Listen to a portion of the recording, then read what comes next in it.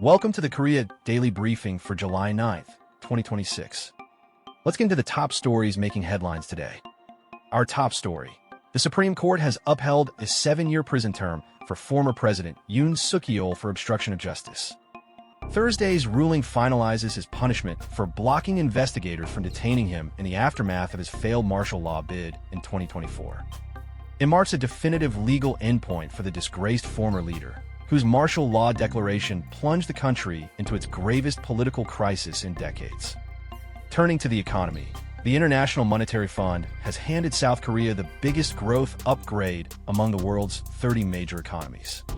The IMF raised its 2026 growth forecast for the country to 2.6%, up from the 1.9% it projected in April, crediting an AI-driven semiconductor boom. The optimism helped the KOSPI rebound on Thursday, closing up 0.62% at 7,291 after a brutal 3-day sell-off had pushed it toward bear market territory. In entertainment news, K-pop superstars BTS drew around 130,000 fans to 2 sold-out concerts in London.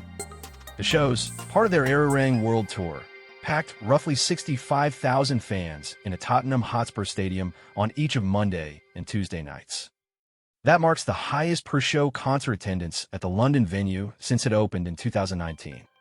In a notable milestone at home, South Korea has officially lifted its COVID-19 crisis alert, more than 6 years after it was first activated. The move formally closes the chapter on a public health emergency that reshaped daily life across the country since early 2020.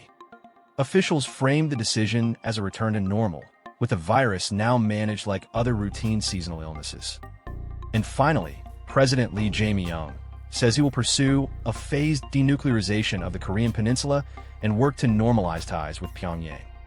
He made the remarks ahead of a state visit to Mongolia, which he called a trusted partner, where he held a summit with President Yoon Suk-yeol.